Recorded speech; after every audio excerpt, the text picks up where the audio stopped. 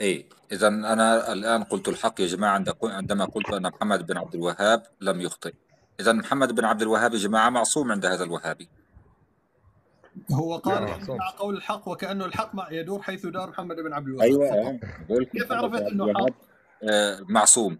طيب انا اعطيني اخطاء للرسول صلى الله عليه وسلم يا ستينج، معلش يا جماعه خليني فهمت والله يا السؤال. شوف يا اخي، انا تناقشت، ثم ذكرتم بان محمد ده هذا تقسيم. انا اريد ان افهم يا اخي، بين لي. ما في بينت لي اخطاء، ما في الخطا اخطاء. ساترك يا اخي. لماذا الان انتم تقولون ان الوهاب التقسيم هذا لا لا، انه كلنا بدعه؟ امنا انه محمد بن وان عبد الوهاب ليس عنده اخطاء. شيخ عمر، شيخ عادل العمري، هل ترى اخطاء لمحمد بن عبد الوهاب؟ ركز معي طبعا يا سيدي. شيخ عادل. لا، هذا هروب فقط. ايه، انت احنا تهرب بس. متفقين يا جماعه كلنا محمد بن عبد الوهاب انت ما تهرب. عندوش اخطاء. شيخ خلاص، البحار، شيخ البحار خلصنا من هذه بعد النقطه إذنك. يا ابو سعود، خلصنا من هذه النقطه. أه، بس سؤالي الاخر يا شيخ ستينج، أنا اعطيني اخطاء شيخ لسيدنا أنا محمد صلى الله عليه وسلم. صلى الله عليه وسلم.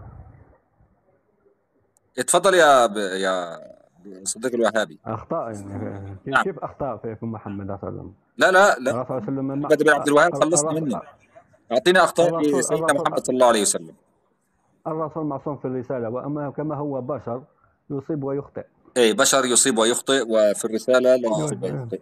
شفتوا يا جماعة، هؤلاء عندهم إيه سيدنا لا. محمد صلى الله عليه وسلم ليس معصوما، محمد بن عبد الوهاب معصوم، لا حول ولا قوة إلا بالله. لم نقل هذا لا بصير يا عادل أخي، أحمد أنا سيدي. قلت لك بين لي أين أخطأ فقط. بين لي أين أخطأ، لا لم لا، أقل لم له يخطئ، لم معصوم. يخطئ، خلاص لم يخطئ. محمد بن عبد الوهاب لا معصوم، لا، الرسول ليس بين لي معصوما. لا هذا لا الذي بين لي تأخذه. شيخ البحار، تأذن بين لي لي بكلمة خطأه. شيخي. الأخ أبو السعود حابب يكلمه في هذا شيخ الموضوع. البحار، محمد بن عبد الوهاب أخطأ في مسألة لا يا سيدي لم يخطئ، يا عقائدية. سيدي الله يرضى عليك، ركز معي الله يرضى لا عليك. شيخي، لم شيخي يخطئ أنا أجاوبه هو.